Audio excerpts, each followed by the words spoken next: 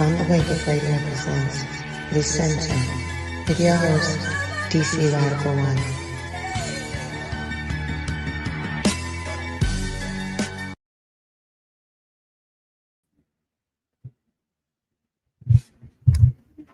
1. Greetings, friends, family, allies, and enemies. This is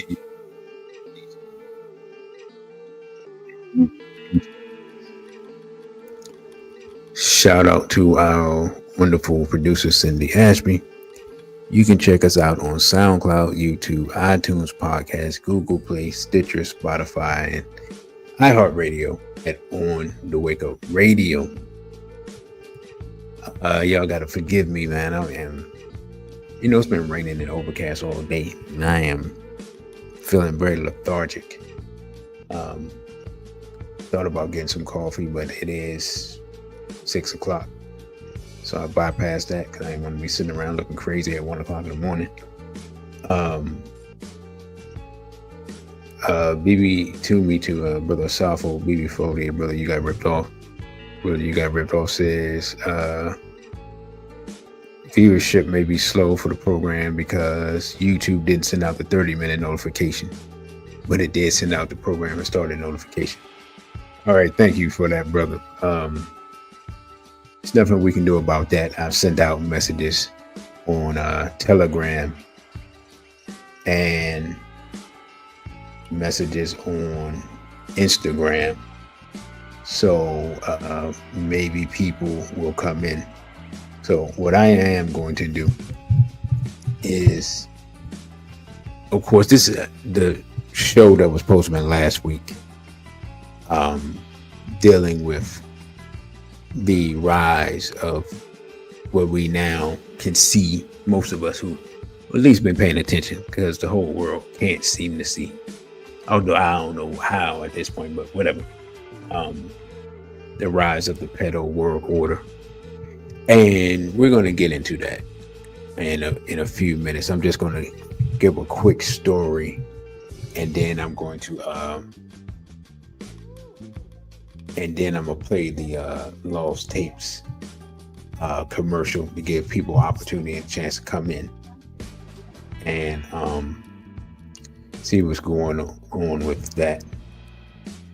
But the story I want to tell is a story of part of the origin, not really the origin of straight black pride movement in DC. And I'm sure some of you all have heard this before, whether you're listening now or you listen to the replay or you were involved in it. Well, when Irritated Genie told us about straight black pride, and me and a couple of people, me and another brother, and then we went and got some other people. What happened was that we talked to him, and he was like, man, DC too far gone. People wouldn't want to be a part of this type of movement. And we said, look, we'll get the people. You present the information, right? So we went around and we got all the different people that we had worked with and had been in, had supported their organization and been to their events and stuff like that. So we went and got all these people, right? Me and another brother who I won't name because I don't know his professional situation right now. So, but me and that brother, I'll get to that, brother Safa. So me and that brother, that's what we did. We got probably about 15 people for that first intro meeting in DC, in a business that is now defunct, now that I think about it. And from that's where we started. Peace and blessings, brother Crow. And so one of our first meetings we had at a business that I should not name because we have We're not that, they're not friendly to us anymore. I just put it that way. The question was put forth, what should we focus on? And me, right, myself, very naively, popped up like a piece of toast, say, man, we got to do something about the sexual abuse in the Black community.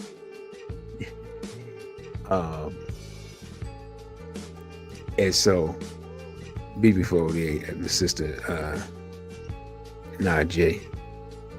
So I jumped up, like I said, popped up like a piece of toast, and I said that. And so we said, all right, cool. And where everybody else just looked at me and like, all right, fine, that's what we do. That's what we're focused on. We're gonna focus on doing something about sexual abuse in the Black community. Now, we could have done a lot of things, but in my mind, that was something that no one else was doing, no one else was talking about, and it was important. And it was important because I was starting to meet sisters, and that was part of their story. And I remember that I had met sisters before, and that was part of their story. So in my mind, it's like, okay, how can we talk about, Black love and relationships and family and all this stuff if we don't address this issue that obviously will leave? Now, I was just thinking about sisters at the time. I wasn't even thinking about brothers till later on, but obviously leave sisters scarred and have them obviously leave them at a point where they won't be able to, but will have difficulty forming relationships with men, and because of lack of trust, right? So in my mind, that's what I'm thinking. Now, in my mind, it's like we got some creeps and weirdos who are running around, and then we're gonna find them, and we're just gonna bomb on them, you know what I'm saying? Or we're gonna find evidence and we're gonna turn them in, or what I'm saying? Something like that, one of those things. Yeah, y'all understand what I'm saying without saying it, you know what I'm saying? We gonna handle the situation. That's what I'm thinking. I'm thinking we just gonna, we're gonna investigate, we're gonna find these creeps and weirdos, and we're gonna, you know what I'm saying, give them their just due, right?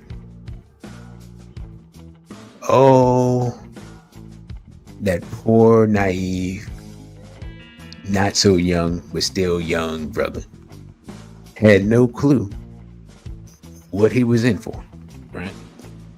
So, right. And again, other people I'm not going to name. I remember somebody I had worked with previously, and this was like one of the last straws. They got Brother Genie's DVD.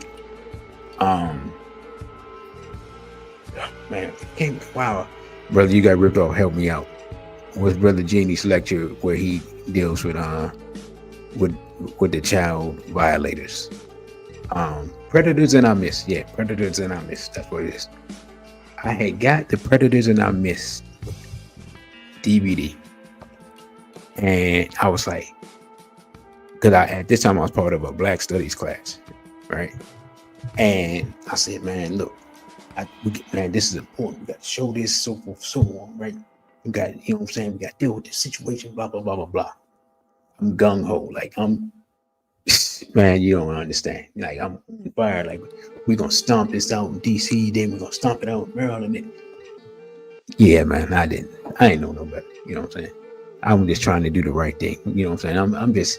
I'm just out here fighting against evil. You know what I'm saying? It's like, like anybody that's a comic book fan, it's like when Batman was fighting, and he was fighting organized crime, and then like the costume criminals came and he was fighting them, and then he ran across the Court of Owls and realized that all this stuff had been manipulated by them. So he had a whole new villain that was way more powerful and organized than he ever knew, that had been doing crime like before his father generation. Yeah, that's what it's like fighting the Ped0 world order. You just see what you see in front of you, and you're like, oh, this is what we got to deal with, this and this and that. Nah, bro. Nah. No, sir. So Yeah, back to the Black Studies class. So I pop it in, right? And the brother that was in charge of the class is like giving me a weird vibe. Like he almost like, man, why we watching this and this and this and that? Now, to me, if you love black people, which he said he do, right? And you love black women, which he said he do. And I'm assuming you love black. If you love black people, you love black women, you love black children, right? I'm making an assumption. But the weird vibe he gave me, I still don't know what that was. But generally speaking, if you bring up sexual abuse in the black community, and some dudes get to grumbling and like looking weird and whatnot, usually that speaks to some type of something in their background, either victimization or, you know what I'm saying, either victimizer or victimized, right? I still don't know, so I can't speak on it. But I did get that weird vibe. And then later on, after I showed that, not knowing, like I had no idea. At least three other sisters that was there that day would tell me later on that they had been violated. You see what I'm saying? So greetings to Sydney G. So it was relevant because like it wasn't that many people there that night. So let's see, if we say like 3 out of 8, like 33% of the sisters there, you know what I'm saying, told me that they had been violated as children. That ain't I ain't say 33% of the sisters there. I'm just saying the ones that told me. You know what I'm saying? It could have been 100%. I don't know. But that showed me this is something we got to deal with, because his brothers there that was dealing with some of them sisters.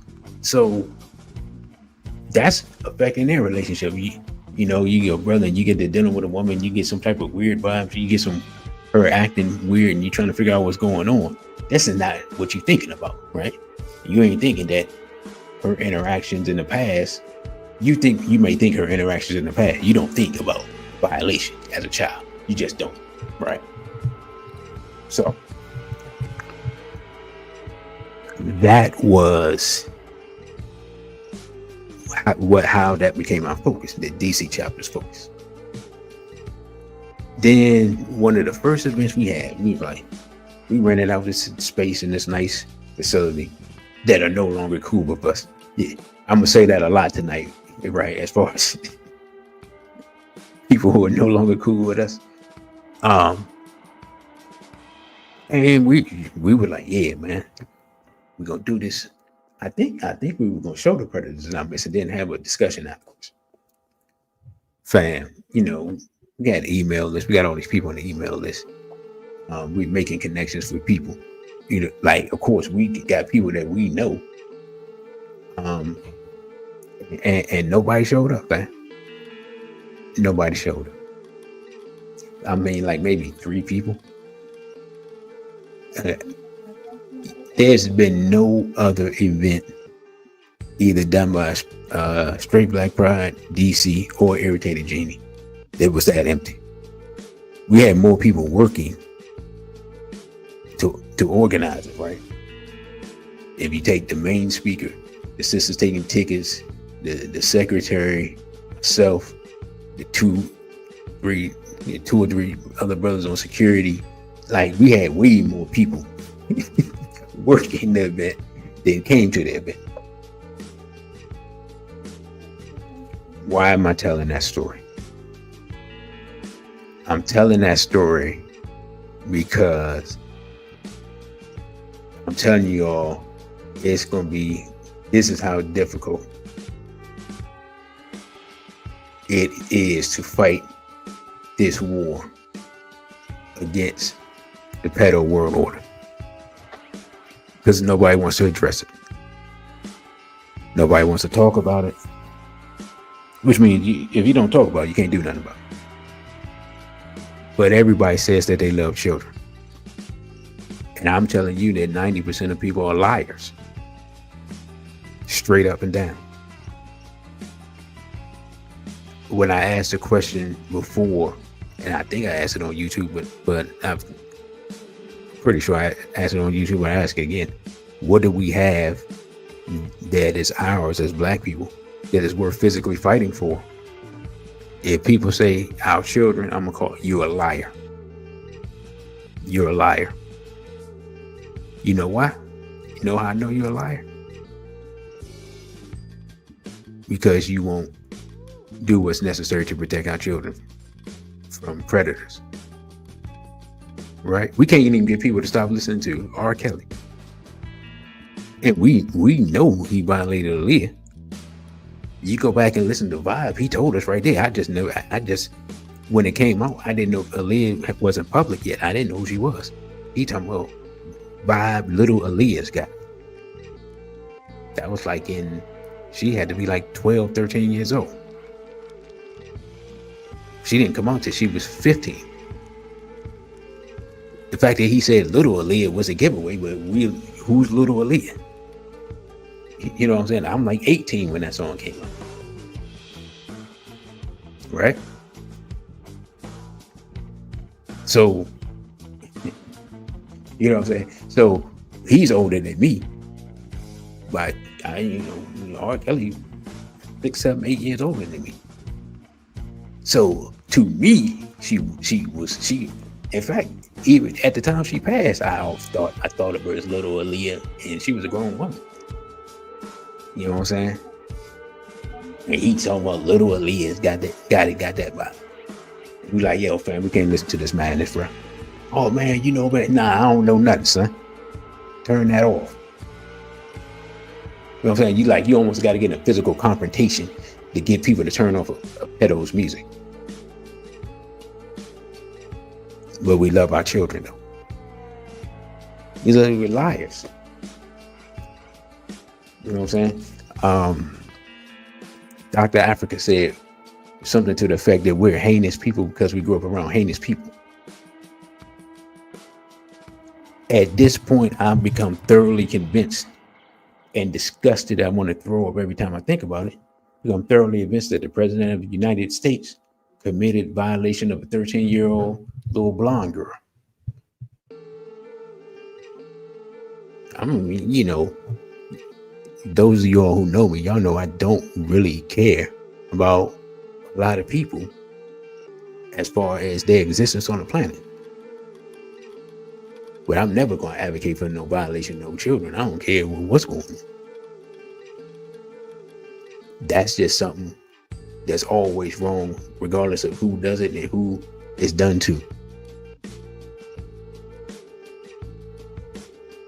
So if the President of the United States suddenly has become 199% pro-Israel, and they have, more than likely, it's because they had a videotape of this incident. Oh, Biden was taking showers with his teenage daughter, so we ain't even got it. We already know what it is. You know what I'm saying? If you don't know about Biden by now, you missed it. So I say all that to say that, Safo, she said it. And you can see the way Biden interacts with children is really weird if you pay attention. But I told that story, man, just to say that, and it came out Friday.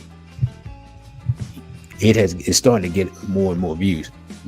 Everyone that saw the video SBP versus LGBT, you saw the bang booty. The only thing I didn't include was the and I think for the members, I might just take some clips from that and send that to y'all. Was the press conference.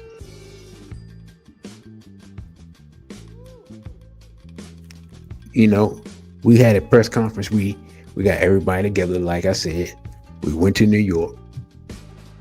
Poppy was there. Ronald Savage showed up eventually. Hassan Campbell, straight black pride to Neil Davis.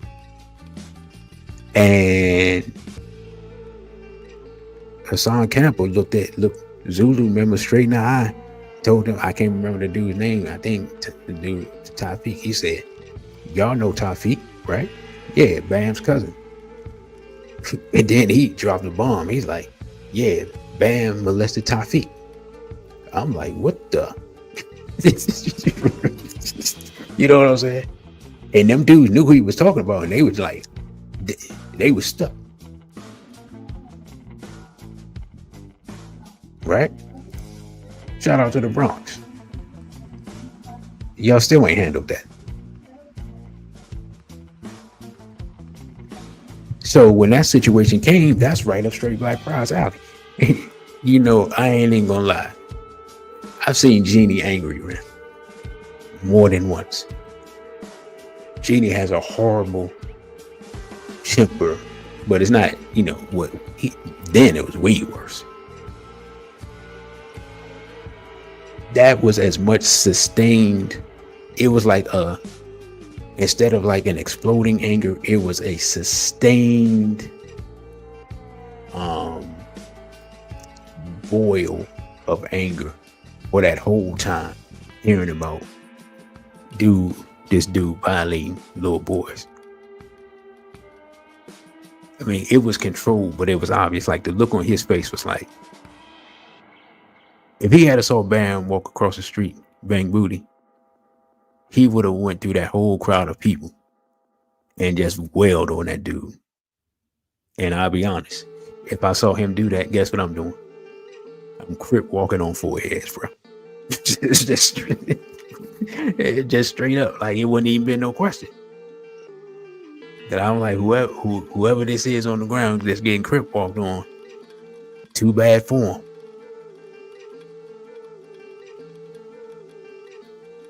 Like, so I just wanted to intro that and tell the story of how we got into this war with the pedos not knowing, right? And I can't make direct connections between local, well, not local, but like smaller people, like black people, like Bang Booty and Robert, right? Oh, wait a minute, brother. I ain't hearing nothing about little boys. You see Lawrence Taylor, the football player, number 58 for the Giants. Yeah, you gotta send me that information. I didn't hear nothing about that. But if you want to know why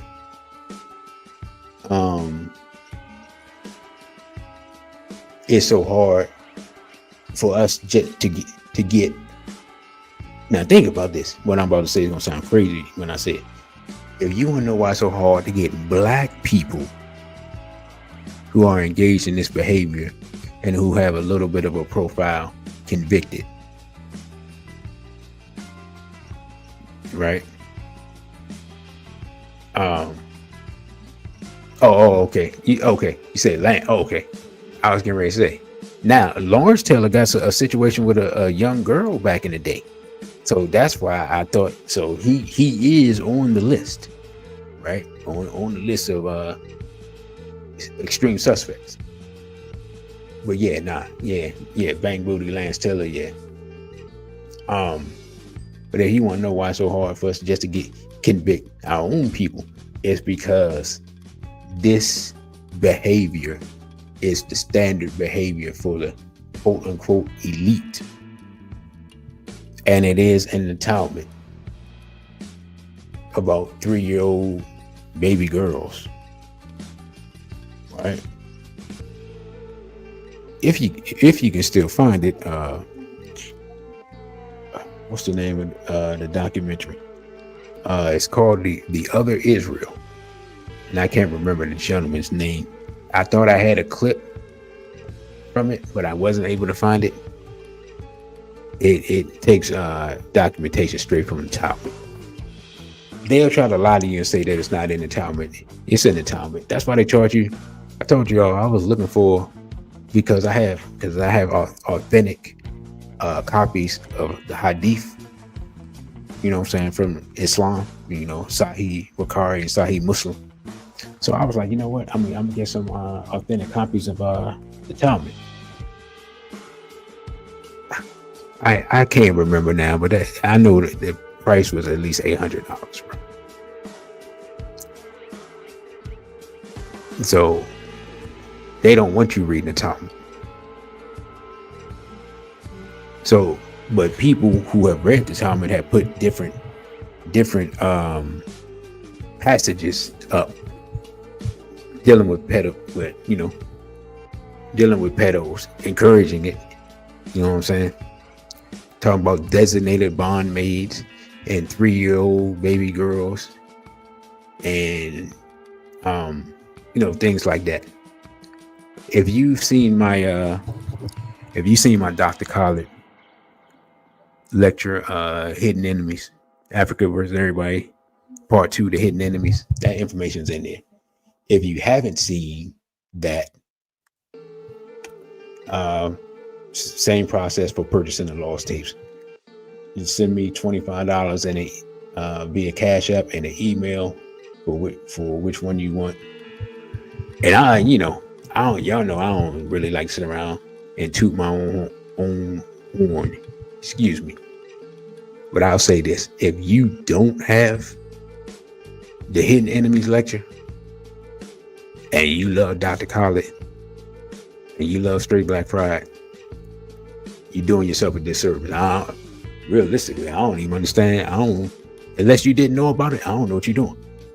I'm telling you the truth. Bro, you got ripped off. Am I making up stories or what? You've seen it. I'm sure you've seen it more than once. You tell them what you think of it. I don't see I don't think I sent Brother Elijah a message. I don't see Brother Elijah in here, but I know he's seen it. In fact, I think he was there for one of them. See if I can find that.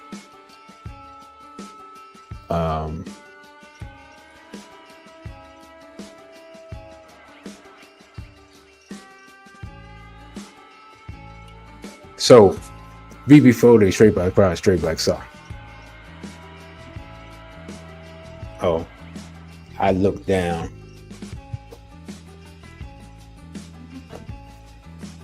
There it is, man. I don't have to lie to y'all.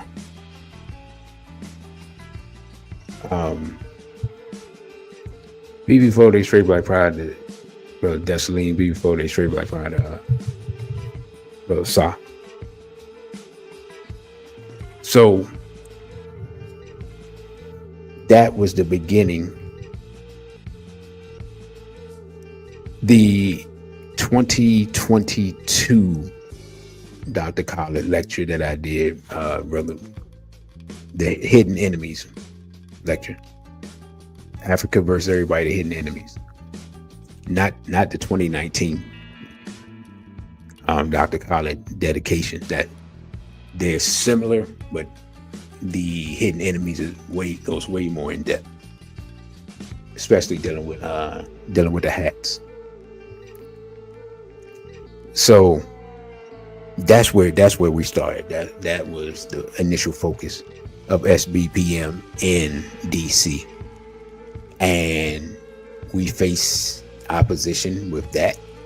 You know what? It's weird. We didn't face total opposition. It was more like a lack of support. Yeah, brother, you probably have, brother. We face a lack of support on that. When we just went and strong against homophilia, that's when we got opposition. Right? Even people who knew we were right were scared to death of supporting us. I'll give you a perfect example. They had a dedication to Dr. Wellesley. And we went Straight Black Pride. We probably were 8 deep, right? So Brother Genie had, I think he had wrote out a message, and he sent me there and I ain't want to interrupt the program, so I waited and I waited. And then at the end, I spoke. And I said, basically, I was like, if we're going to be here and we're going to honor Dr. Wilson, and we're going to claim to carry on her work, that we also have to be courageous enough to speak on her stance against homophilia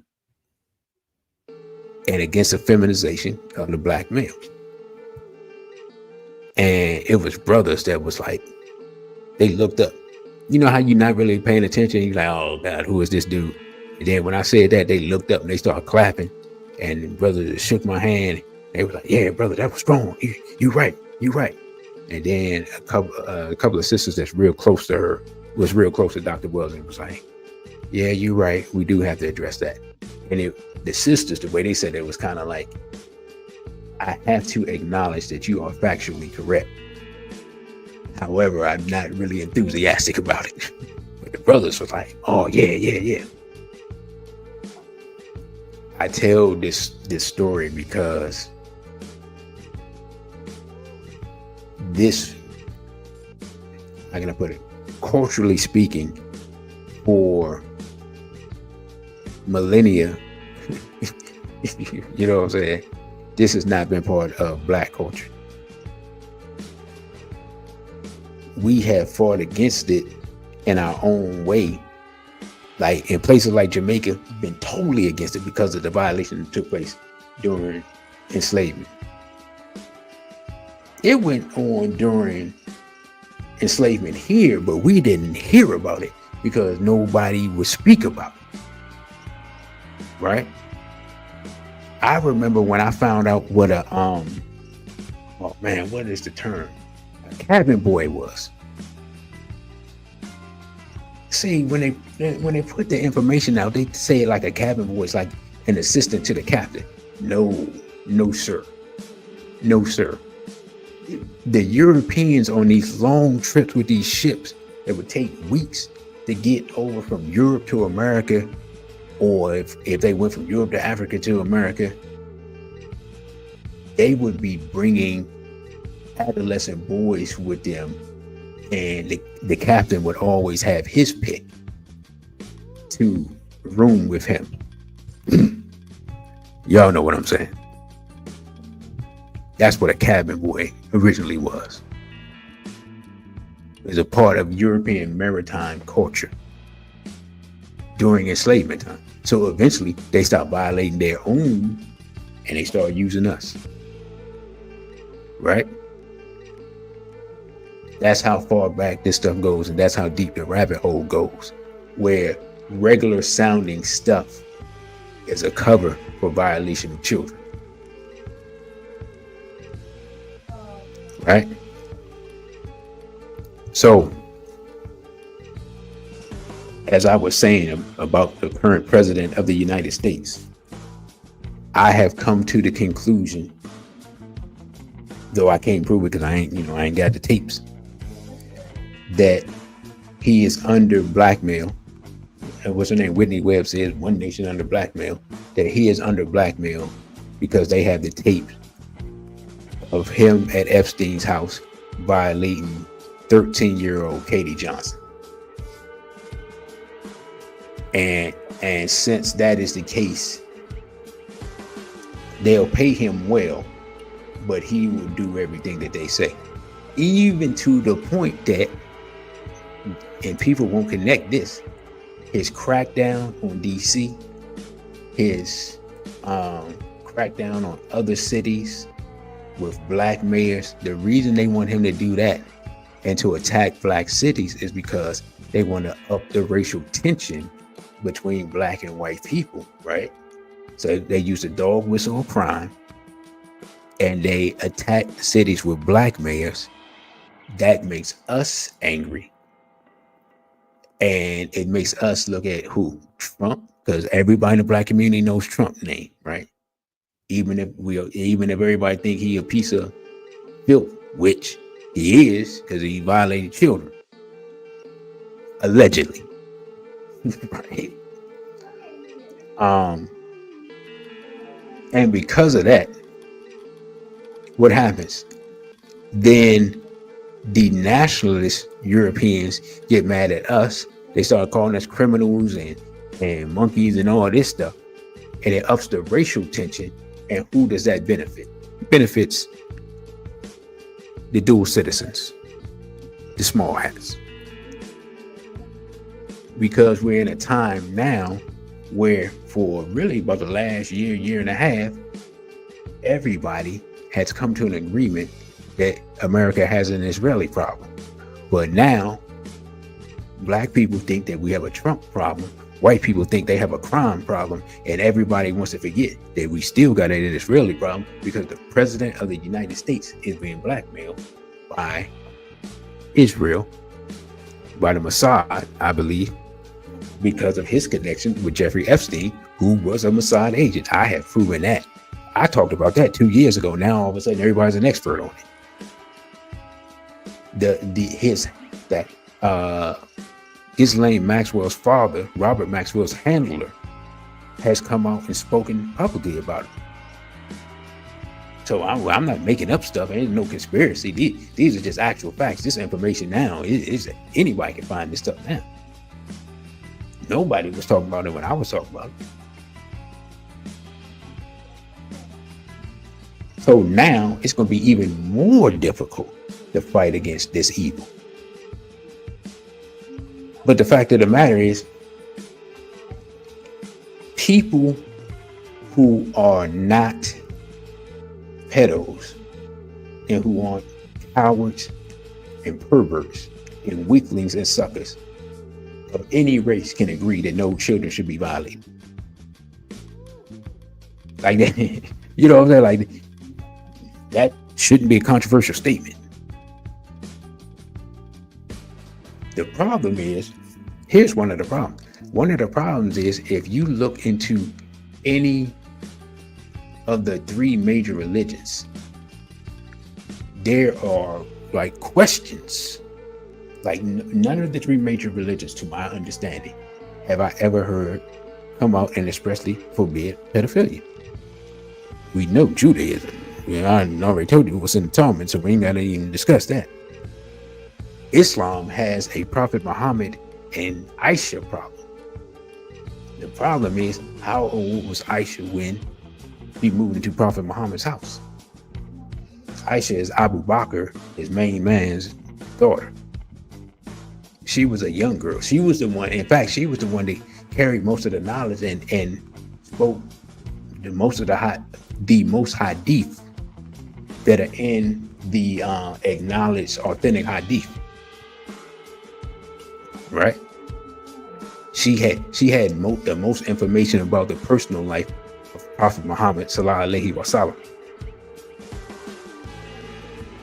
But the questions about her age, that stuff is going back and forth for years. I've heard everything. I've heard everything from 8 to 18, literally every year in between 8, 9, 10, 11, all of them. Now, all of a sudden, we got people claiming that Mary was 14, 13, 15 when she was with Joseph and then got pregnant. So to justify what's going on, some of these I don't know if they're neoconservative, some of these Christian right people, some of these Christian right people, right, are now claiming that Mary was a teenager when she was with Joseph and then got pregnant.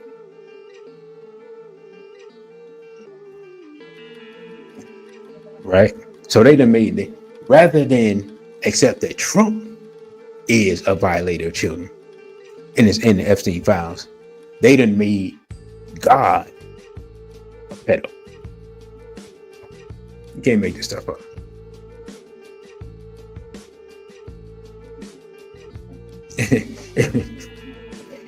And brother saying, Google was saying Mary was between 14 and 16 and that Aisha was 6.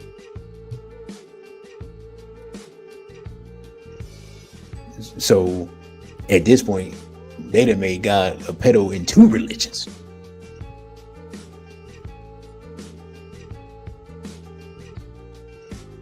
You see what I'm saying? So I know that was about 45 minutes, but that's the intro to this discussion. The rise of the pedo world order. It's so bad that people have now just flipped the religion on its head and pedorized the religion. So now, what I'm gonna do, because I've spoke about this Katie Johnson thing, and I don't know if y'all are really familiar with it. I'm just load this clip up where they talk about it, and it's from a news source outside of the United States. So, where's my music? Yeah. Here we go.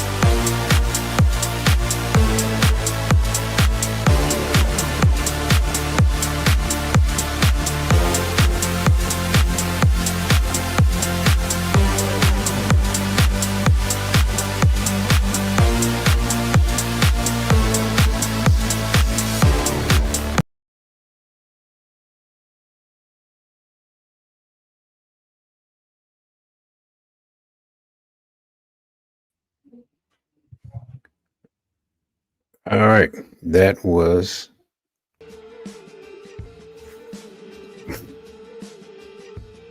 the video documentation.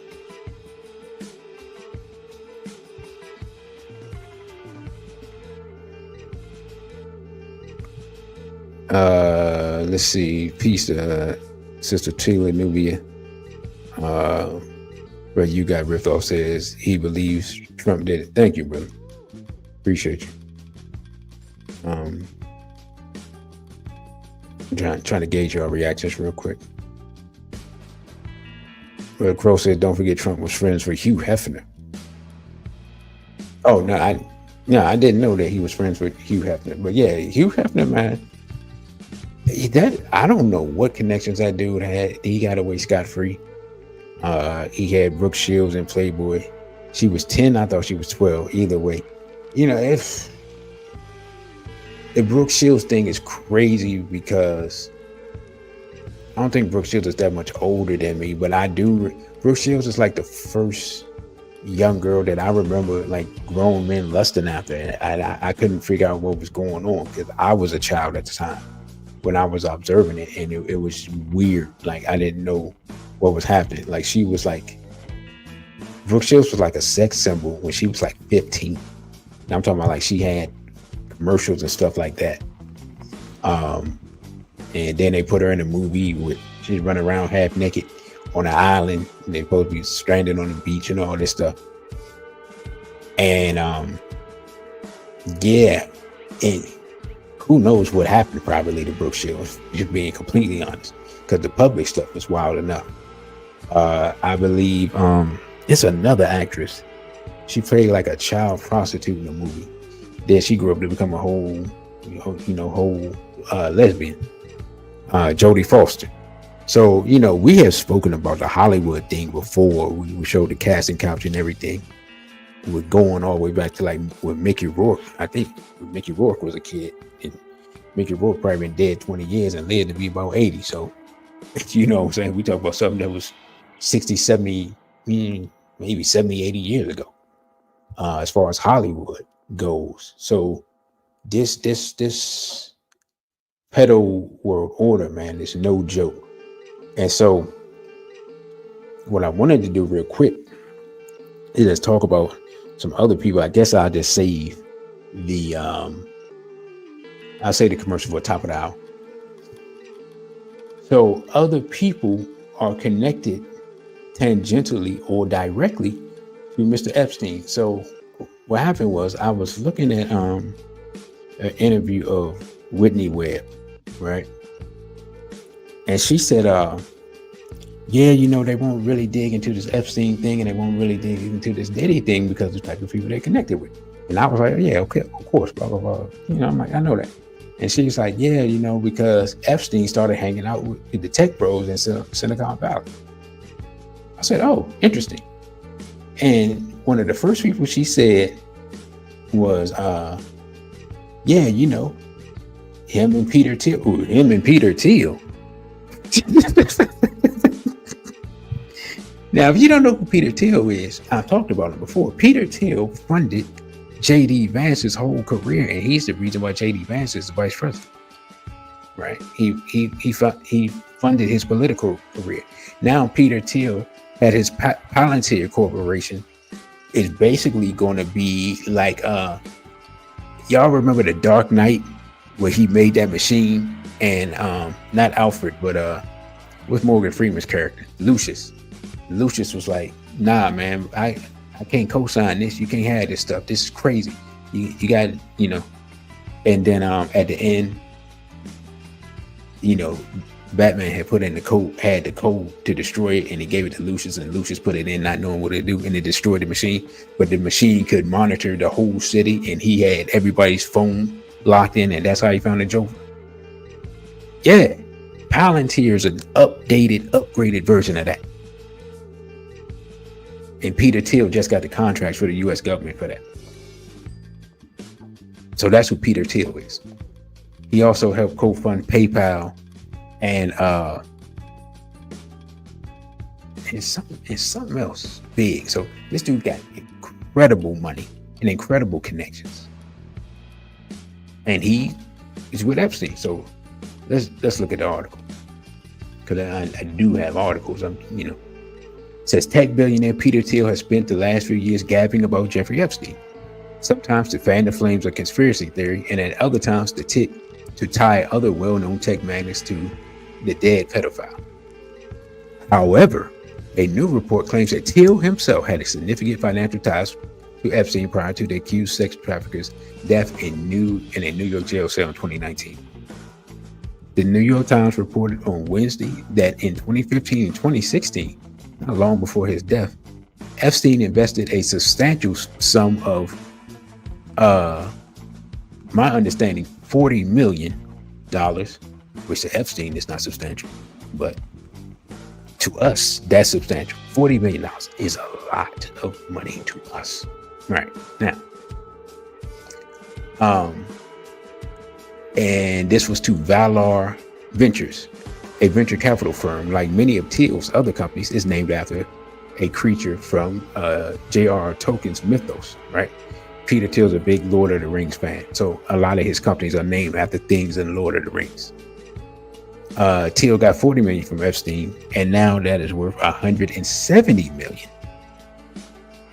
Based on a confidential financial analysis from Epstein's estate and a statement from Valar spokesman viewed by the New York Times, Epstein's estate is benefiting from this investment.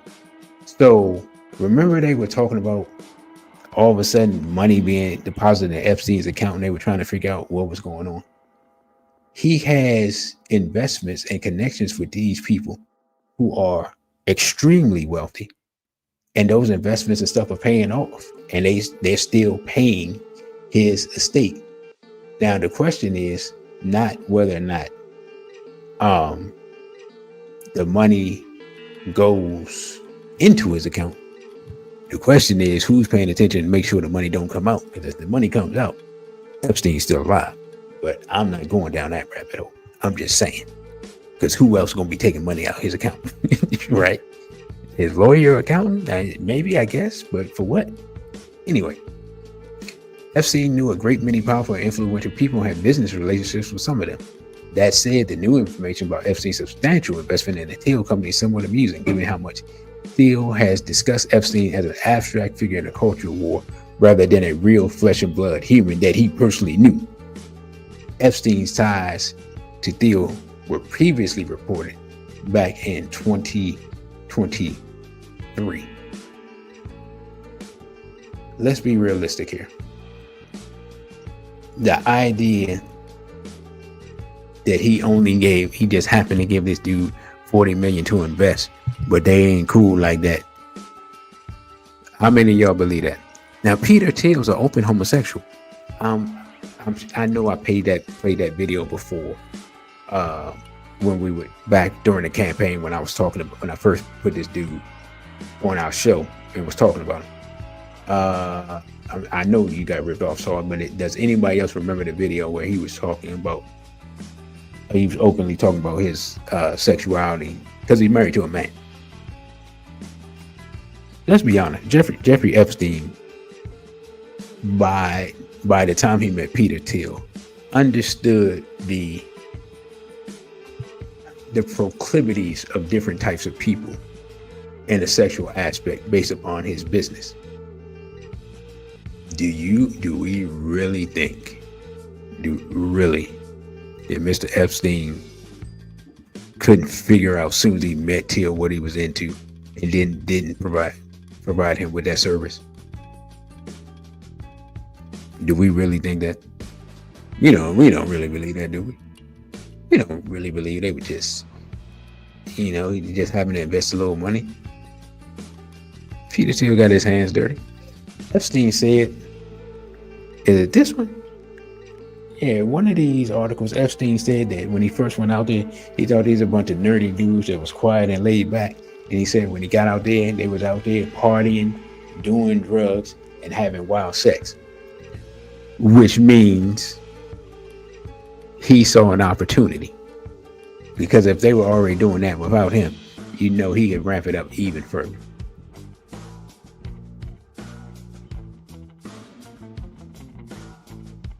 And brother, you got ripped off said, based on some Nick Fuentes recent videos, it looks like Trump was told by Thiel to pick Vance or risk a car accident. I wouldn't be surprised at all. I wouldn't be surprised at all if that was the case.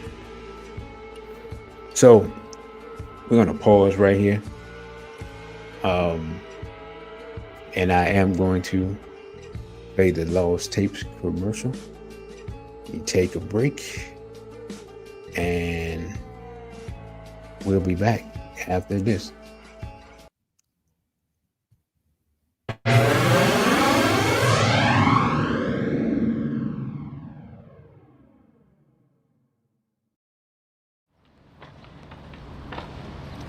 Now, we're gonna go and talk about AIPAC. What is AIPAC? The American Israel Public Affairs Committee, AIPAC. What does AIPAC do? AIPAC is the gangster with a whole lot of money that says, I'm gonna buy you and pay you money, and you're gonna make decisions that I want you to make. You're gonna do as I tell you, because I got my hands in your pockets. And they attached to people like Jeffrey Epstein, who take videos of the people that are supposed to be our representatives, and as they take those videos, they hold them hostage and say, vote as I tell you to vote. Do as I tell you to do. I didn't even, the concept. I saw Naeem Akbar talking that black talk he was gay, and I was out there telling everybody, yo, this dude gay. You remember back in the 90s, people hating me. Oh, this dude gay, man, we can't do this. You can't be up there talking black and be gay too. I was like, okay, he out the way. No, we're not doing this.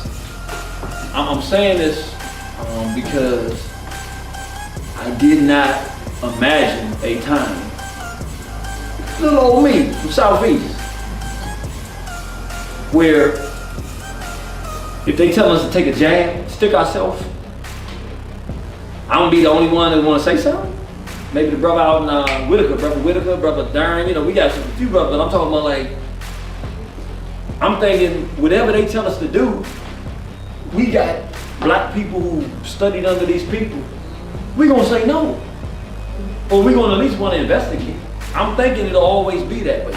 I'm thinking if somebody's pushing this stuff, R. Kelly molesting children, we're gonna deal with this dude. I'm thinking everybody's gonna agree with that, because you don't mess with children. That's right. That's what I thought was, that's just how I thought we were. That is who we are intrinsically, but I'm saying, I didn't imagine a world where I'm saying, don't vote for this dude. It's a trick. Come on, y'all. He's a mulatto who didn't grow up around black people. He a gay dude. He gonna push homosexuality. Y'all can't see this? I'm thinking, I'm telling y'all before you get in office, what are you talking about? And people who are the hardest nosed people in African nationalism, I mean the hard ones, looking at me, nah, you can't do that, dude. Y'all don't see this? I'm actually the only one that's gonna say, yo, you don't see. And then when he gets in and does what I say he does, okay, I saw. You messed up the first time. Okay, I saw. I'm thinking, okay, but now he going back for office. He done already made gay marriage legal. All right, now you get it. The dude, I told you he was a punk, he was a gump in the beginning. I still couldn't conceive. No, dude. If you're looking for somebody else to do it, you ain't studied the lessons of history. When you're passionate and pulled to do something and can't stop, it's a message being given to you. Ain't nobody coming.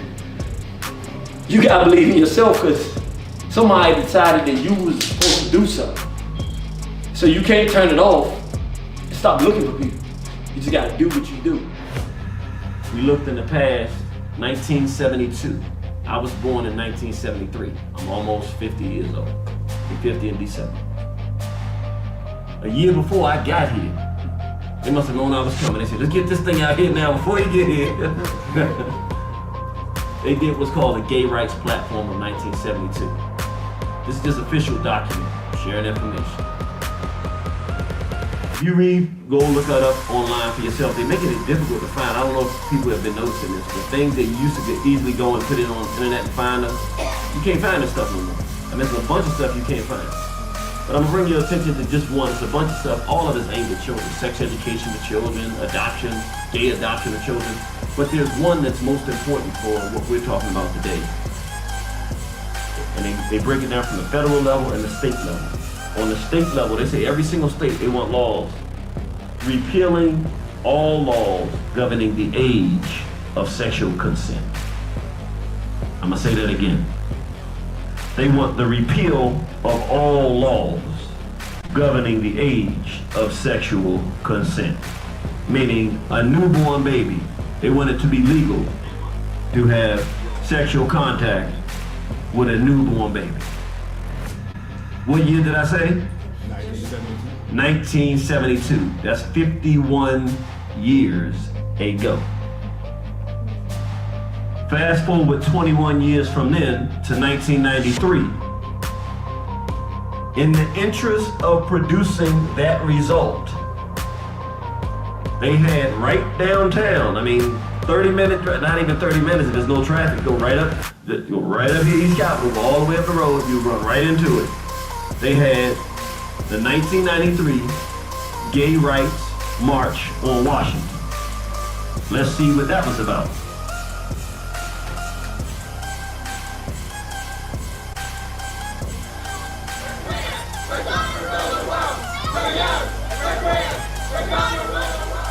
Check one. Did y'all hear what they just said? Do I need to play that again? He said, don't play it again. He said, no, thank you. All right, I want to do this again. They said, we're young, we're queer. We're going to do what? We're going to rule the world. Now remember, 21 years before that, what did they say that they wanted for children? Repeal all laws governing the age of sexual consent. They want to have sex with children and make it totally legalized. 21 years after they said that, they said, we're young, we're queer, we're going to rule the world. That was in 93. This is 30 years after that.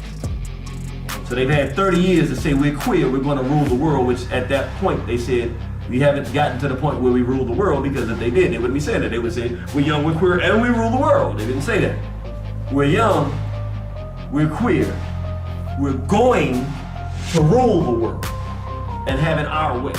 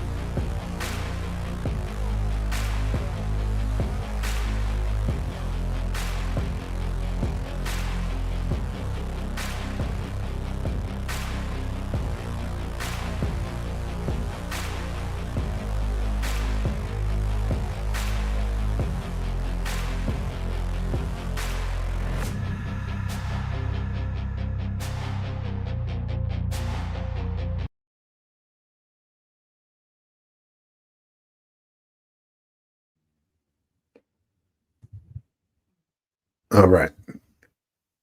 That, of course, was our brother Irritated Genie. If you do not have any of the laws, I don't know what to tell you. I don't know what you're doing. You know what I'm saying? They are $25 a piece, $100 for the whole set, which actually gets you 6, including the last one that was shown, which was anti-sexualization of children, which of course is relevant to tonight's discussion, right? I believe Brother Crow has purchased a couple of videos. Brother Elijah, who's not here, has purchased a whole set.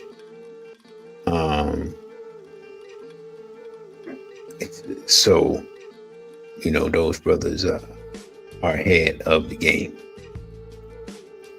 I'm gonna say stop. He say stop buying the cigarettes. Thank you, brother. So this is some information that just was really literally like just sent to me. And this is from what's this? Bloomberg. Roblox Ped0 prop. Do y'all think that we should get into this? Is this something that we should take a look at? Or should I bypass this? Y'all tell me, put a 1 in the chat if y'all think that this is going to be an article that we're going to be interested in. That mothers with young children need to know about. And fathers with children. And just concerned citizens. Y'all let me know. I'm gonna get into it anyway, even if y'all don't let me know. But brother, you got ripped off. It's like, yes, indeedy. Let's get to it. Now, I'm not even big time familiar with Roblox, so a lot of y'all are probably more familiar with me. It says the internet's biggest recreation zone for kids is fighting to keep predators away, and it's not winning. As I said, it's not always winning. That means it ain't winning. This is from last year. It says Arturo Fatnik, known to fans as Doc, looked almost mayoral in a tall white hat, a red tie, and an American flag pin.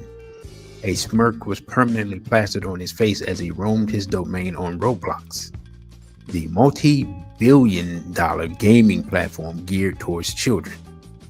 His name referred to the villain of Sega's Sonic the Hedgehog, but to thousands of players during the first summer of COVID-19, he was a hero. Doc was the architect of the game Sonic Eclipse Online. Anyone can make a game inside Roblox digital sandbox, and his bootleg version of Sega's hit franchise was a runaway success. It offered gamers a place where they could sprint across virtual half-pipes as Epstein. I've never been able to say this word, but anyway, somebody help me out with the pronunciation. The Blue Hedgehog, along with their friends, for free. By September 2020, some 36 million people, more than half of them under 13, were on Roblox daily, making it the world's biggest recreation zone for kids. Sonic Eclipse was a bustling cul-de-sac where children could buy virtual Robux currency with their weekly allowance, and they use it to get costumes and morph into cooler characters. Doc claimed to be one of the highest paid developers on Roblox, boasting about it to his community on the chat app Discord. There, thousands of fans who'd filtered over from Sonic Eclipse got to know him as Jaden Shedletsky. Now, what does that sound like, ladies and gentlemen? 28, a game developer, industry visionary, and a bit braggadocious, as he wrote in his bio. He was a California-based younger brother of Roblox legend John Shedletsky, the platform's longtime creative director. Or so he said. No one knew what Doc really looked like. But he told anyone who asked that he was buff with blonde hair and teal blue eyes. What does teal blue? What does that mean? Somebody want to help me out here. All right. He said he drove around in flashy cars with his hot Spanish girlfriend. Okay, this dude's making up lots. I call cap to everything that he just said.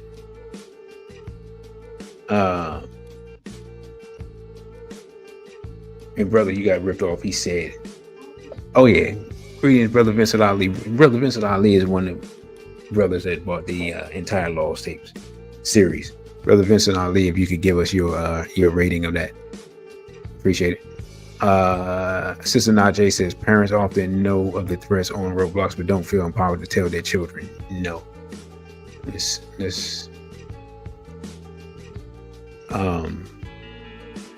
I'll say this. Part of being I had a discussion with a brother that has 3 children, three or 4, I can't remember. And we were talking. I said, man, I swear, I'm not even a father, but I swear a father's job, 75% of y'all jobs seem to be to say no, or look at your children like they crazy, or tell them that an idea is stupid. And he started laughing, and he's like, that's pretty much it.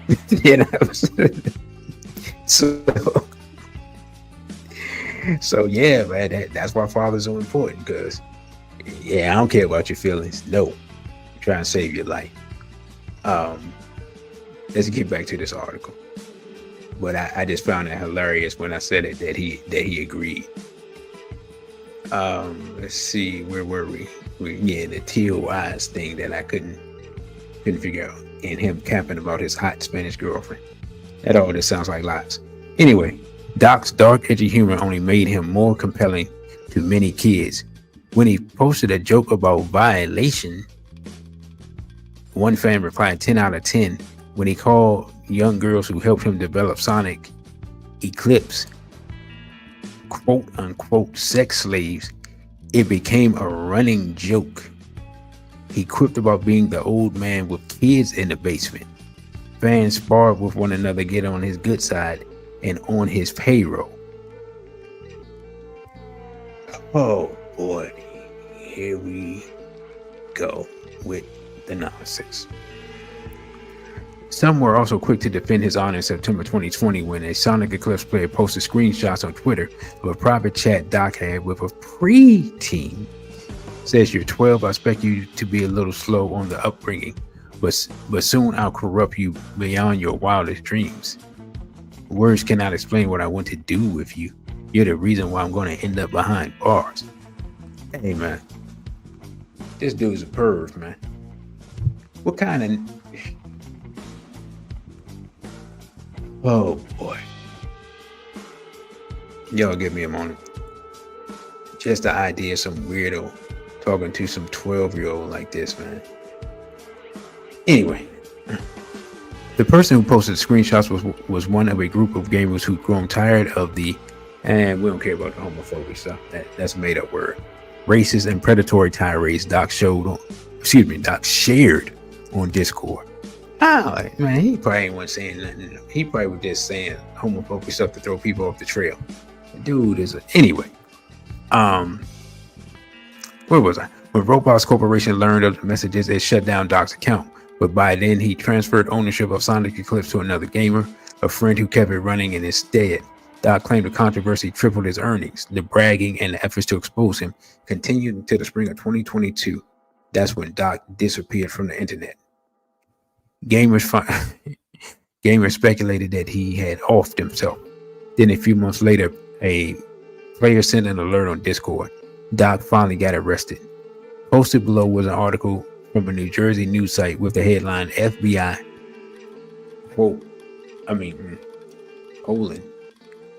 groomed for sex Indiana girl 15 rescued after Patterson man pays Uber to bring her to New Jersey. Pays Uber to bring her to New Jersey from Indiana. Anyway, Roblox was launched in the early 2000s under the premise that games were the next frontier of educational software. Kids could design multiplayer online enclaves using a set of building blocks and a simple coding language. Unlike other companies' complex graphics-intensive games, Roblox were the kind of things kids might imagine during recess, like experience gravity or work at a pizza place. The platform's weird, whimsical ethos attracted thousands, then millions of kids who moved through its world as Lego-like avatars with frozen smiles and beady eyes, spending Robux to spruce themselves up with virtual wigs, clothes, dragon tails and wings. Eager to access young eyeballs, big brands crafted their own games, such as Gucci Town and Nike Land. Developers received a 30% cut of any sales, and Roblox took the rest. Bookings last year, mostly from Robux, reached 3.5 billion, with 78 million active users daily. Roblox has become social media for the youngest generation.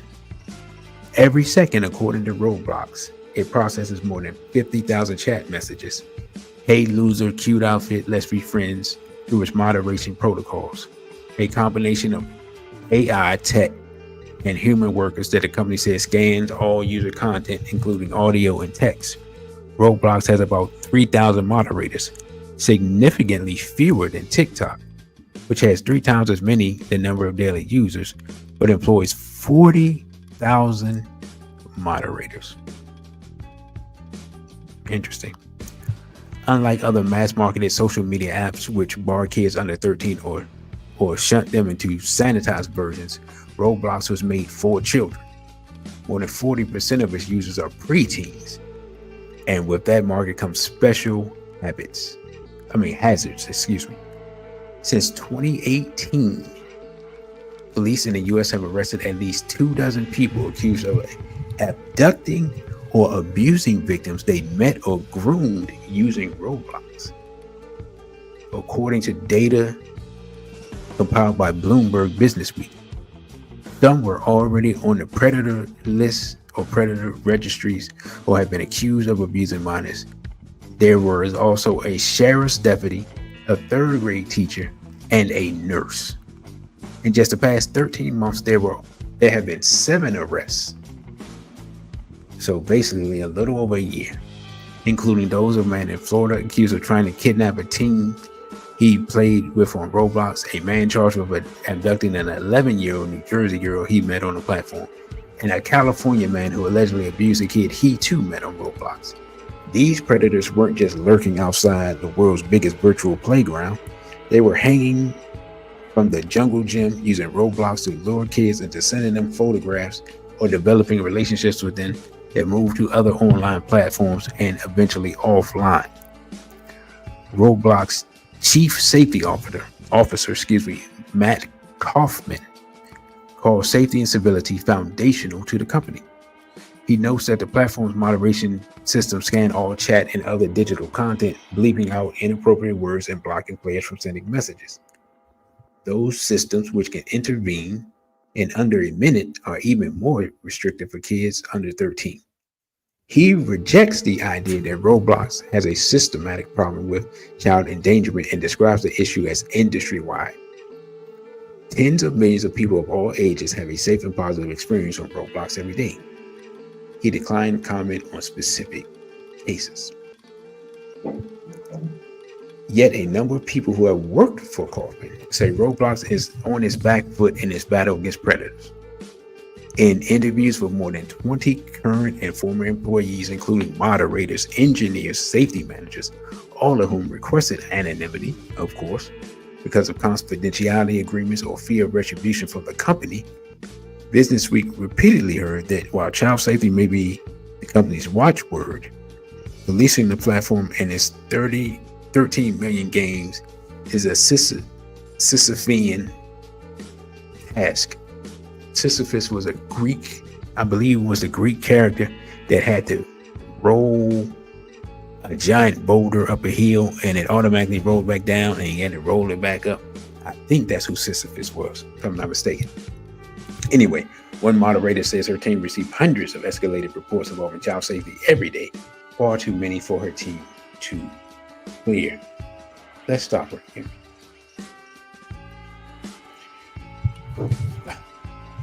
I'm just going to say this. This is, and they may mean well. They may have meant well when they built this.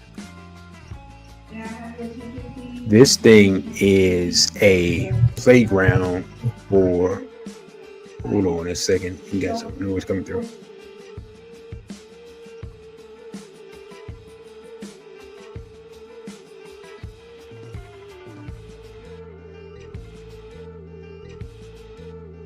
Okay. My bad there. This thing is not, and I'm not saying it's intentional, but I'm saying it's a playground. It's not even a playground. It's the word I'm looking for. It's like a lure for predators. Before they straight by proud brother Elijah. I've been talking about you all day. It's a lure for predators because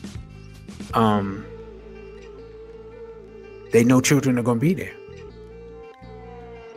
and they're showing up to try to lure children into dangerous, disgusting activities.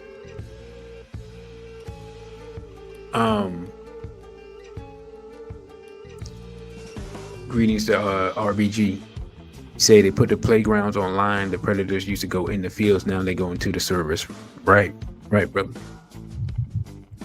So this just goes to show that now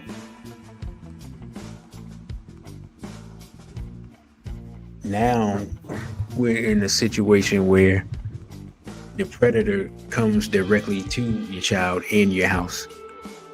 In fact, your child could be on a tablet, literally right in front of you, and you don't even know it. So, I mean, I'm just sitting here processing this, man, and it just goes to show that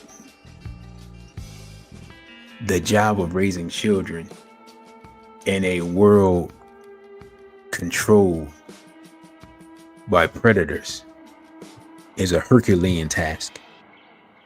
And I mean, like, when Hercules had to do all 12 of those incredible things, like that Herculean task. Right. So I'm pretty much through with this article. Again, this is from Bloomberg. Roblox pedo problem, if anybody wants to look it up. And this is from July 22nd, 2024. Now we're going to look at another article discussing the possibility of 300,000 migrant children missing in the U.S. And God, I wish I could remember this. And I wish I could remember this European's name, but there was a former CIA man who said that he basically said that pedophilia, child sex trafficking among the elite is a huge thing. Like he verified this information, and we forget it now because, you know, Trump has allegedly closed the border or whatever, which to me he still hasn't done it because he hasn't done what I said he should do. When he talking about he want to get rid of people and this and that and lock them up and blah blah blah. Yeah, man, just pay the people to build the wall, bro. Pay the people to build the wall. You get the wall built and you get people paid, and then they won't be on the streets. And you know, that could be your jobs program. It's really it's so simple that it's embarrassing. You know what I'm saying? That no one can think of this, but you know, when you steep in wickedness, man, you just really, all you can do is evil.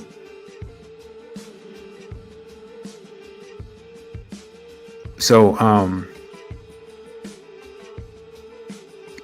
you know, there was a lot of discussion before Trump took over about the missing migrant children. And this article is talking about, is it possible that there are 300,000, children missing? And what'd you say, brother? You got ripped off? You said David Steele? I can't remember the gentleman's name at all. So I'm not even going to even guess. I can't remember his name at all. I just remember seeing the video multiple times. But during that whole, like when we were getting flooded with immigrants, and you know, they was giving them stuff in Chicago. Now Chicago virtually bankrupt. They were putting them in places in now, you know what? Hold up. Sidebar. Let me go off on a tangent real quick. I just thought about this. If the United States government can pay for illegal immigrants to be in nice 4-star hotels in New York City. I've been in a 4-star hotel in New York City. 4-star hotel. Now, they're not as great as 5-star hotels, no, but 4-star hotels are pretty nice, right? I got some good deals back in the day, like good enough that the woman looked at the price and looked at me and tried to figure out who I was. Like that good a deal. Okay. Been in a 4-star hotel in New York, couple. If the government can afford to pay for people to be in a 4-star hotel in New York illegal immigrants, then why can't Mr. Trump simply have Congress pay to get the people off the streets and put them in hotels temporarily, pay the people, let the people get cleaned up and get this stuff together, and then the ones that need to go to rehab, you send them to rehab. The ones that need to go to the ones that are criminals that need to be incarcerated, you send them wherever you're gonna send them. And the people that just broke, pay them to build a wall. I don't understand what the problem is. All right. I have digressed. I shall return. Now, when this immigrant situation was popping off, right? They were separating families from children, or sometimes people were sending their children. I don't know how this was working. Accompanied to the border with notes and stuff, and they're supposed to be meeting people and all. Like, that thing was weird. How many of y'all were paying attention when this stuff was going on? Y'all let me know. The question became, as this stuff was going on, the government made some type of statement about the number of children were missing, and they didn't know where they were and stuff like that. Right? And so then the question became, are they using these people, children, to fuel sex trafficking rings?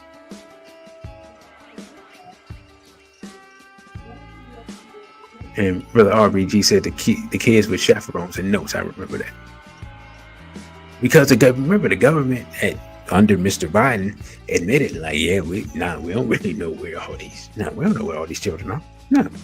I mean, some of them we sent with some people, and some of them, we're not sure. And then the question became, now, let's be clear. Y'all remember when I did the story in Kansas City about the missing girls, and then the police chief was involved in the situation? I'm saying this goes to the highest level, and that's why I'm saying we're fighting a pedo world order.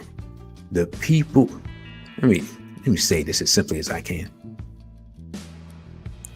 The people who rule the world are psychopathic, genocidal pedophiles. Period. That may sound like a hyperbolic statement. It may sound ridiculous. It may sound conspiratorial. So much information has been put out. Y'all remember Brother Genie did the Pizzagate lecture? That was like 2017. Right? William Jefferson Clinton, we know his situation with Monica Lewinsky. William Jefferson Clinton also was friends with Mr. Epstein. Before Clinton won, he was being accused of stuff by women, not young women, but women. Women that were, some of them weren't even very attractive. They were just women. William Jefferson Clinton hanging with Mr. Epstein. We know how that went. And I'll say this. Do y'all remember when John Lewis passed away? And I think it was Bill Clinton, Jesse Jackson, and a couple of other people were on stage when what's the little girl they're saying she looks so sick now, and something wrong with her. They did something to that girl. What's the little girl, the little Hispanic girl that was in the movie that came out last year or 2 years ago? The Wizard of Oz movie. I can't remember the name of the movie. Somebody help me out. Y'all know the movie I'm talking about? The Wizard of Oz movie that came out 2 years ago with Cynthia Erivo looking all crazy. She played the Wicked Witch, and the other girl played the Good Witch or whatever. You see, that's why we need some sisters in here, because none of the brothers don't know what I'm talking about. I don't see no comments. But anyway, I remember that little girl came out. Yeah, the movie Wicked. What's the Hispanic girl, the white looking girl? What's her name? She was singing at John Lewis' funeral, and she walked up there wearing some little outfit or something. I really can't remember what she was wearing. The way that everybody up there was 70 plus. The way they were leering at her was absolutely disgusting. I wish I had a clip. I wasn't thinking about it.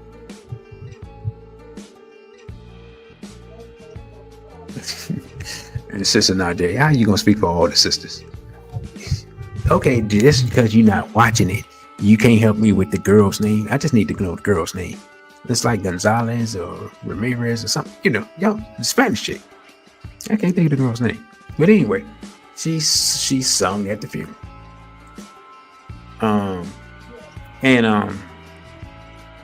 Yeah, man, the way them old dudes was looking at her, man, it was disgusting. It was absolutely disgusting. And the way she looked now after she did that movie, she looks sick. Rebo looks sick. They did something to them people. I don't know. It looked disgusting. But my point being is that those were like world leaders and once upon a time respected individuals. Jesse Jackson, former President Clinton, people like that. And they virtually Ariana Grande. Thank you. God, somebody. Thank you. I couldn't remember that girl's name to save my life. You said one of her albums, she's wearing Playboy bunny ears. There we go. There we go. I wouldn't be surprised with you saying that. I wouldn't be surprised if I looked on her album if I didn't see some of those hidden pedo symbols, like what I talked about. And I got one of my videos going way back that was dealing with Blue's Clues, and they had their rainbow parade, and they had the pedos, the girl lover signal right on the main character. How many people remember that video? If you don't remember that video, you need to go back and look at it. So again, this is something we've been talking about, and it's something we've been documenting. And because we didn't know the signs and symbols and stuff, a lot of the stuff is right in front of us, and it passed right by us.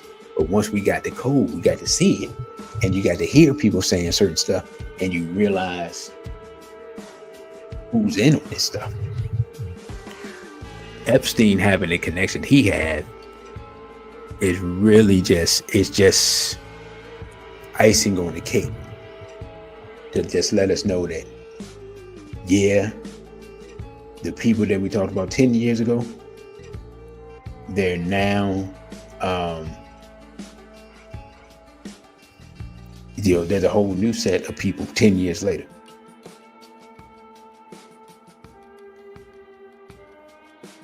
Brother, you got ripped off with a $5 super chat. Says, call your state representative and inform them of the importance of HR 9197, Stop the Sexualization of Children Act. And brother, you got ripped off. You can put another, if you want to, you can put in more information on what exactly that bill says if you would like to. And I was not aware of that. I'm gonna be honest. I really want to see how Republicans deal with this situation, knowing the truth has been revealed. Trump is on the list. Trump is controlled by Mossad. Trump is a pedo. Because you don't ain't no statute, as far as I'm concerned, ain't no statute of limitation on being a pedo. Ain't no statute of limitation on you violating children. There's no, especially if you're an adult. Ain't no statute of limitations on that. And let me say this real quick because I haven't even said it yet. Welcome to the Center Live. I'm your host, DC Radical1. You can follow me on Instagram at DC.Radical1, on Twitter at DC_Radical_ONE, on OTW2 at DC Radical1. And you can donate via Cashapp $DC Radical1. And you can email me at DC.Radical_1 at protonmail.com. As I am talking to you all, I received a message from a brother that purchased the Death and Rebirth of the Goddess Black Woman lecture. And he was like, man, this is powerful information. I had no idea about the hats and feminism. Sister Najee, you saw that. Just let people know what you thought about the Death and Rebirth of the Goddess Black Woman lecture. Brother, you got real talk says, I've been posting this in the chat for almost 3 years. That shows you how old the bill is, and it's got no traction. Well, brother, I'm gonna be honest. I didn't think it was the same bill because I do remember you posting something similar, but I figured it was a different bill because, like you said, it's been 100 years. So it says specifically the bill prohibits the use of federal funds to develop, implement, facilitate, or fund any sexual-oriented program, event, or literature for children under 10. Which that should be a slam dunk. And use of federal facilities or properties to host or promote such programs, events, or literature. The fact, you know what, brother? It says the bill grants a parent or guardian a private right of action against a government official, government agency, or private entity that violates this bill. And that is why that bill will not pass, because it gives parents rights against government officials. That bill's never going to pass because of that part right there. And it just goes to show who we're ruled by, right? Now, for those who have forgotten or who don't know, much of the immigration in this country was controlled and sponsored by this organization. This is HIAS. This is the Hebrew Immigrant Aid Society, and they have contracts with the U.S. government, receiving millions of dollars to help bring in undocumented aliens into the country.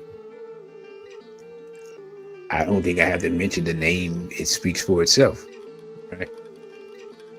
Now, in tangential connection with that, we have, and this is from a Jewish organization. It's a failure in Israel's legal system, particularly around pedophilia, expose deep-rooted justice and accountability issues affecting society. Offenders exploit Israel's law of return to evade consequences, with high-profile cases like Malka Leifer's highlighting extradition and legal obstacles. Despite minor reforms, stronger legal measures and international cooperation are needed to address these challenges. You're like, what challenges, DC? Criminal exploitation of Israel's citizenship law. Many accused American pedophiles have fled to Israel, taking advantage of the law of return, which grants automatic citizenship to Jewish individuals and their families with minimum barriers. While criminal background checks exist, offenders can bypass these requirements in various ways, allowing them to evade justice.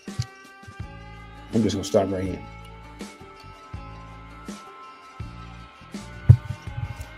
Of all the countries on earth, There's only one country where you can just automatically show up, and because of your claimed nationality, you can avoid being prosecuted for pedophilia. And that country is Israel.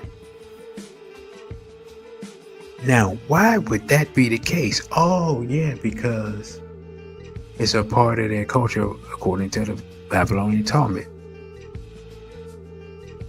I mean, isn't that just a weird coincidence? Now, we see this, and this is Jewish people admitting this from, by the way, this is an article written by Jewish people. Brother, you got ripped off says, just like Netanyahu's head of cybersecurity just got busted in Las Vegas in a child sex sting. Just sheer coincidence. Sheer coincidence. Now think about this, ladies and gentlemen, brothers and sisters, friends and enemies. The same country that allows people to evade facing justice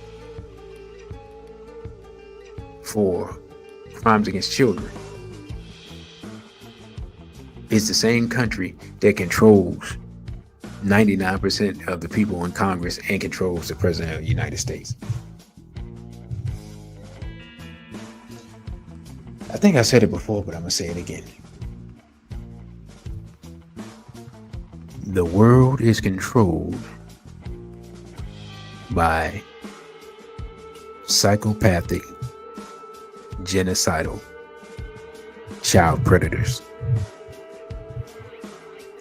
And the question is, it's not whether what I said is true or not. Now, you know, we've been documenting this for years now. The question is, what is the world going to do about it? Right? Because think about it. Right now, as we speak, ongoing, and has been ongoing for, I guess, over a year now. Yes. These people are live streaming a genocide. And I've seen some people say, well, man, you know, we don't like Arabs and we got problems with Arabs. Hey, I'm not debating any of that stuff. My question is if they can live stream a genocide over there and make everybody not care, those same people are in control of the United States of America. What makes you think that they won't be live streaming a genocide of black people over here once they get finished over there? See how that works? See, the thing about evil is you got to fight it wherever it is. You don't want to wait till the evil come to your doorstep because it's too late by then.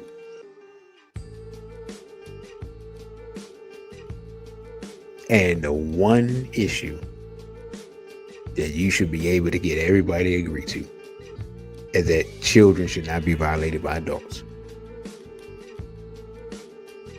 Notice what I said. The one issue you should be able to get everyone to agree to is that children should not be violated by adults. Now, here's a good part about it. If you say it publicly and someone disagrees, you know you got a pedo on your hand and you know what to do with them right then and there. Because there ain't no buts or maybes on that statement. I don't care what you talk about. There's no justification or hesitation in that statement. If you disagree, there's no need for you to be breathing. Plain and simple. Right? That's what I said, and I'm going to stand on it. So the question we have to ask ourselves, seriously, do we care about protecting children? And are we willing to do anything about it? And this is a question that every people on earth have to ask themselves. Not just black people in America, but black people around the world, white people around the world, Asian people around the world, Indian people around the world. I guess they're Asian.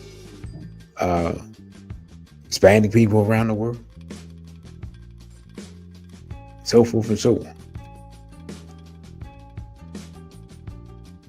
Right? But this is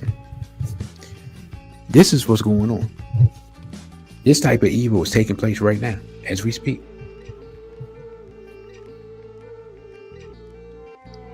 Right? We've had weird cases here of children disappearing in DC. We had the situation in Kansas City. We got a situation now down in Virginia. I think in the Tidewater area. When is the world going to accept the reality that the people who control the world are psychopathic, genocidal pedos who have to be removed from power? And that children won't be safe as long as these people are in control, including the President of the United States, Donald J. Trump, whose best friend for 20 years was convicted sex trafficker Jeffrey Epstein. And I just saw a picture of Elon Musk piling around with Ghislaine Maxwell. So I don't know why he was talking all rough against Trump, like he wasn't standing next to Ghislaine Maxwell hugged up and cheesing and grinning, skinning and grinning. I don't know what that was about. That was one of those, if you talk loud enough and point hard enough, everybody won't pay attention to what you got going on. Right? So I think I got one more article, and then I'm gonna actually close this out. Yeah, all right.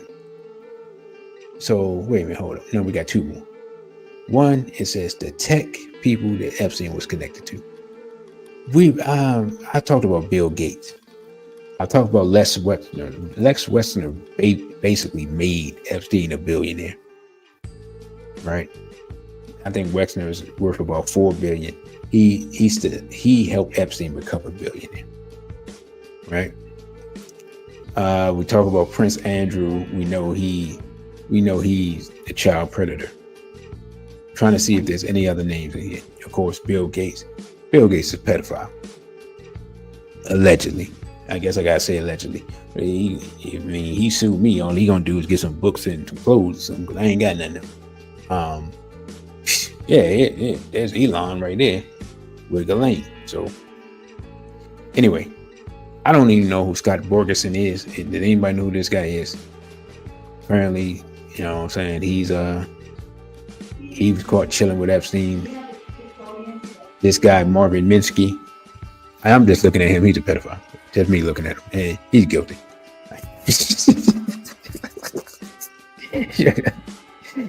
I was saying, the father of artificial intelligence. Oh, yeah. He did it. Joey Ito. I don't know, the Asian dude, he probably ain't know what's going on. But then again, hey, let's be honest. Japan got some weird fascination with women dressed up in girly, like schoolgirl clothing thing, and they draw their anime characters to look like little girls and stuff. So yeah, I don't know. I don't know this dude. I'm just saying, maybe he's not Japanese. Maybe he's something else. Reed Hall, yeah, he did it. Co-founder of LinkedIn, he did it. Just looking at this dude, you know what I'm saying? He looked like a homophile for real. And those people, the reason I brought up those people is to get to these people. This organization, the Mega Group, is it says here, informal group of influential Jewish entrepreneurs, right? Amongst them is Les Wexner, who is connected to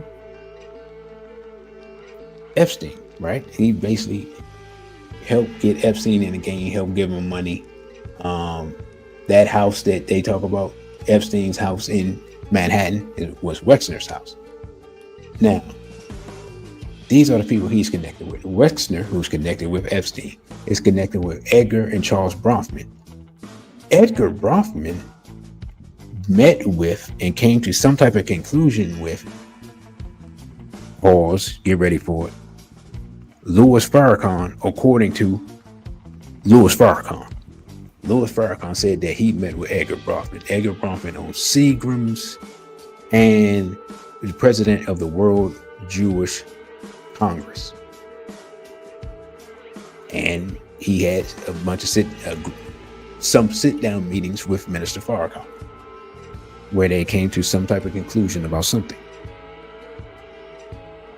Take all the time you need to process the information that I put out. So tangentially, by meeting with Bronfman, who's connected to Wexner, who funded Epstein, tangentially, Minister Farrakhan walked into a meeting with a guy that's connected to Epstein. Got to be more careful out here. Now, among this group of men, we see Steven Spielberg. Steven Spielberg, and y'all help me out. Am I wrong? Did not Spielberg make The Color Purple? Help me out. So Spielberg, who made The Color Purple, that made black women think that black men were the abusers instead of European males who violated them in slavery, is connected with a group of people who are connected with Epstein.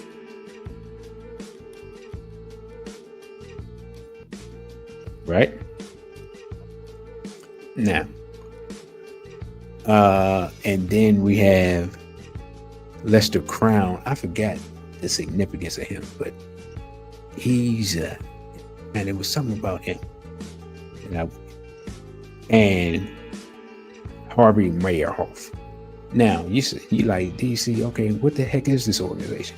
All right, it says is a pro-Israel lobby group organization that has influenced U.S. foreign policy in the Middle East and employed Republican political consultant Frank Lutz to mobilize support for Israel, and also has contacts with Israeli intelligence service Mossad, and served as a vehicle for influence operations in the United States.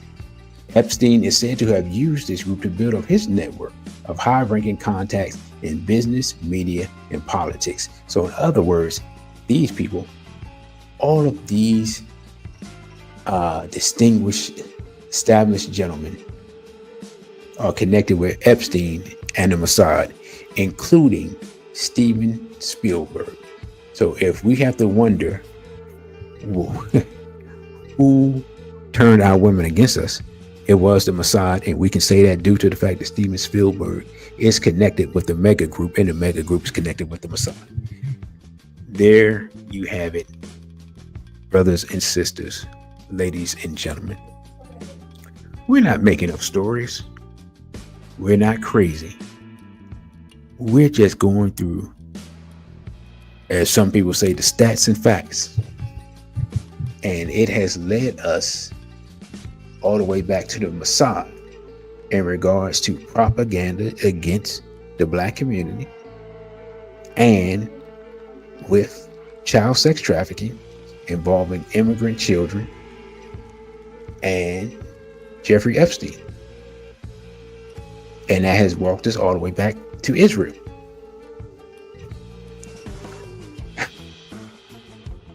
A lot of things walk us back towards Israel on this show. That's all I'm gonna say. Now, whether this show will stay up or be deleted, only YouTube knows. But I just wanted to put some dots out there and connect them for you all, so that you can see the nature of the enemy and who that enemy is and who's connected with whom. and who's involved in what. Now, with that, I think I'm going to get ready to close out. I'll just say this. If you find value in the information that's been presented, you can donate via Cashapp $DCRADICAL1. Also, as Brother You Got Ripped Off said, if you want to find more information about the problem, you can get Brother Genie's books, volumes 1 and 2 at socialarchitects26.com/books and featured products. And lastly, if you would like, let me make the announcement now. I am going to release, and I think I'm going to call it the Ancestors series. So just like the Lost Tape series, except these will be a set of my lectures. The 2019 Dr. Khaled lecture, the 2022 Hidden Enemies lecture, the 2021 Africa versus Everybody lecture, and the 2022 Francis Cress Welsing lecture, which is the Death and Rebirth of the Goddess Black Woman.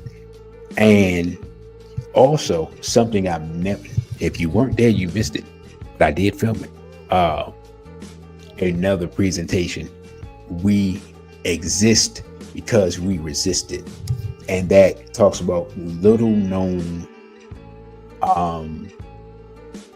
resistance incidents where we fought against European domination. Brother, you gotta talk to Genie about Memorandum 46. Remember, he filmed that, I didn't. Or he didn't film it, but there were cameras there. So you have to talk to him about that. The Memorandum 46 that I did at the convention, the video isn't as good, and I kind of sped through it because it wasn't grabbing the audience the way it should. Like I don't think they got it the way the first audience got it. Y'all got it. Y'all were like, oh, what the?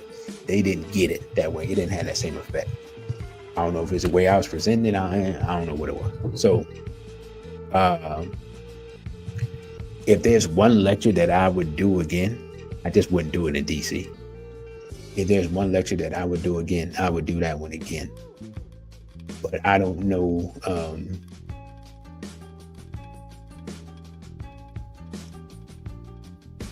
I don't even know. I don't even know if I could draw a crowd for that, to be honest, based upon where we are now. And brother says, let me see real quick. He says, for those who haven't seen Memorandum 46, which is most people, please know that in our current dysfunction of identity politics, that lecture is by far its best. I disagree that it's by far my best.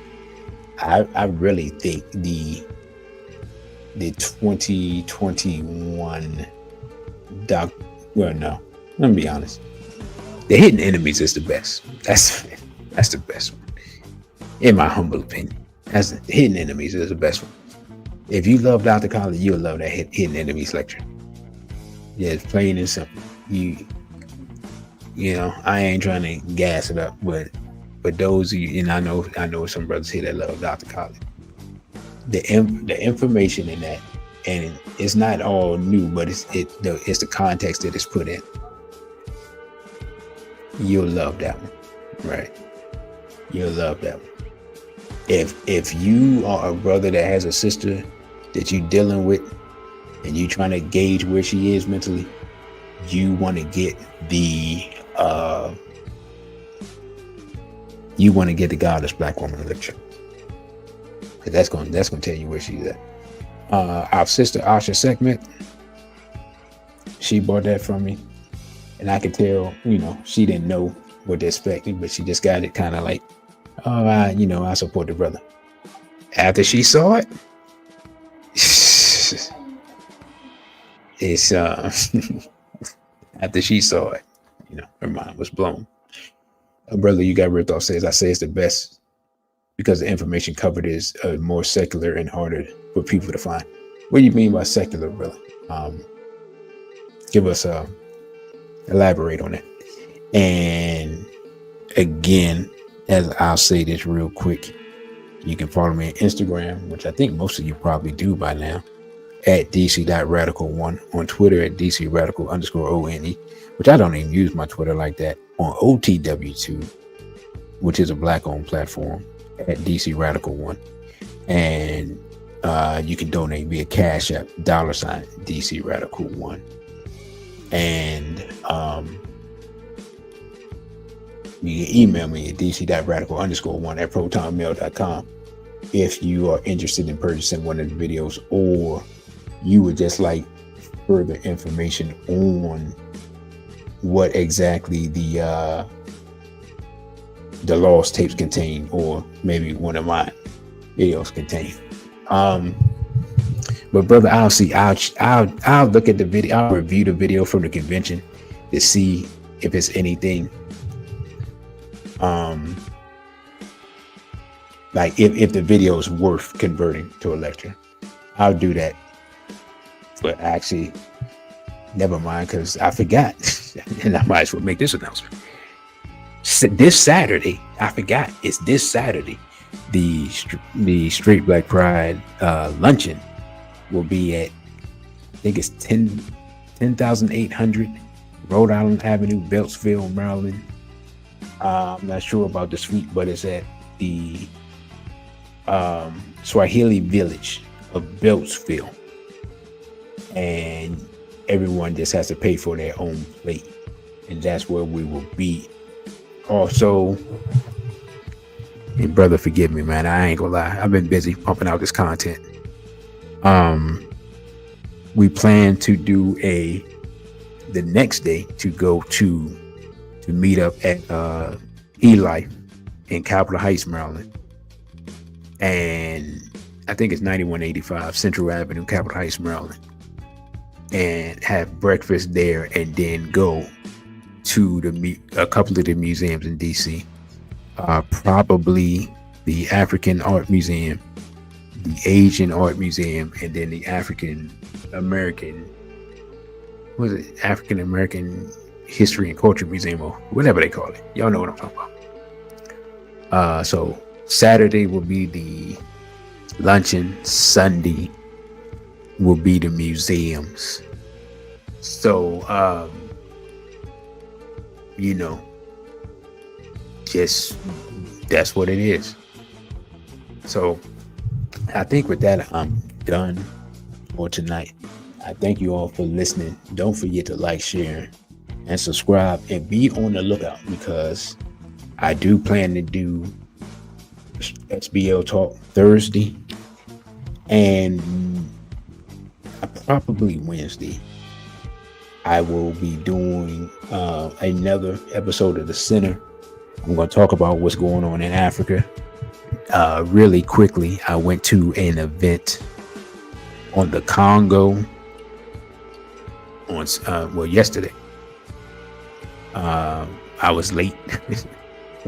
I missed part of it, and I left. Apparently, I left actually way early.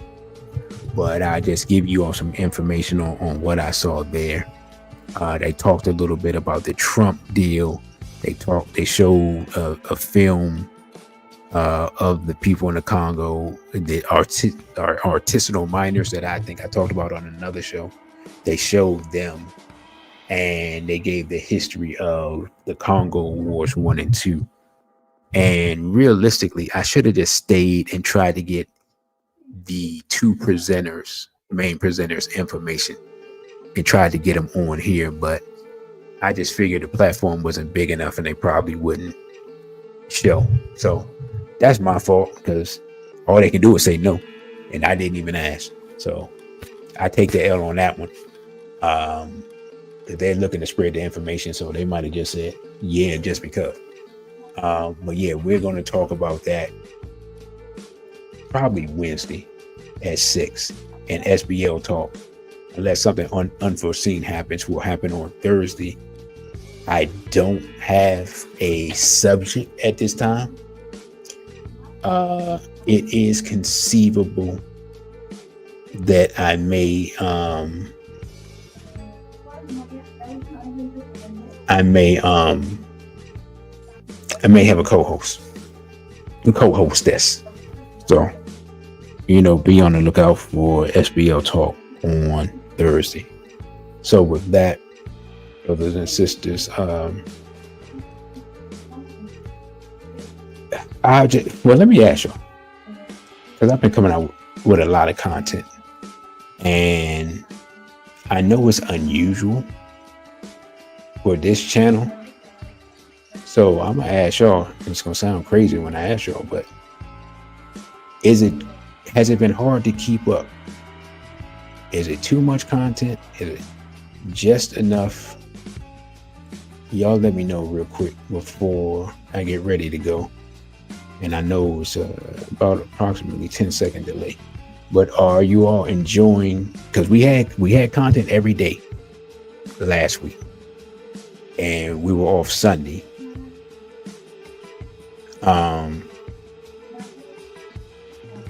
And we're here Monday. I'm actually dropping a video Tuesday, and then the plan is a live stream Wednesday, Thursday. So y'all let me know. And has it been too much? Because some people said they haven't got all the notifications. Some people said they didn't know. Some people have I've heard different things. So what I'm saying, y'all let me know before I get out of here. Brother, you got ripped off says this piece of content is phenomenal. I'm very thankful for your efforts. Thank you, brother. Brother RBG says I'm not a big fan on the selected portions. So you don't like short clips in general, or just that? Oh, you know what? I forgot. Yeah, Wednesday I'll also be talking about I'll also be talking about the barbecue situation, because I was going to do a video on that, but I'm going to put all those things together into one thing. So yeah, we'll be talking about the barbecue situation. We'll be talking about the Congo. I might go back to talking about Sudan again, because it's probably been a couple of years since I've talked about it, and the war is still waging. So we're really going to just talk about, because a lot of these things are tangentially interrelated, as a lot of things are just happen to be. So yeah, that's what we're gonna do. That Wednesday, we're gonna do SBL Thursday. So be on the lookout. And I got a video drop tomorrow. So that's why I asked, because basically up until Friday, I may drop a video Friday, but after that, the convention will be here, so I won't, unless I do something previous to Friday. Nothing will be dropping this weekend, and then I'll come back next week and let you all know how the convention went. But yeah, for those that don't know, quickly, the United States government has put a $5 million bounty on our brother Jimmy Cherizier, aka General Barbecue of Haiti. We have, of course, put up the video of him being interviewed by Brother Genie, and he showed his love of Brother Traore. And of course, we just had that Negro badmouth Brother Traore recently. I'm saying these things are not unrelated. So just be on the lookout for that. So with that, brothers and sisters, I thank you all for listening. Don't forget to like, share, and subscribe. Don't forget to go back and watch last week's videos and live streams if you haven't watched them. Don't forget to share last week's videos and live streams with everybody. And yeah, man, this helped the channel grow. I thank all the new people who have joined. I thank the people who have joined their memberships. And everyone that sent super chats. The super chats have been going well this month. So I just thank you all for your support. With that, I say, BB Fodier and straight black.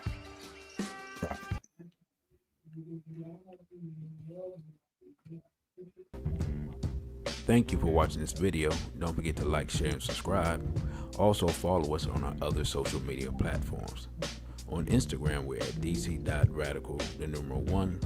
On Twitter, we're at dc_radical_one. And the Cash App is $DCRADICAL1. Again, thank you for subscribing. A BB for ODA and straight black pride.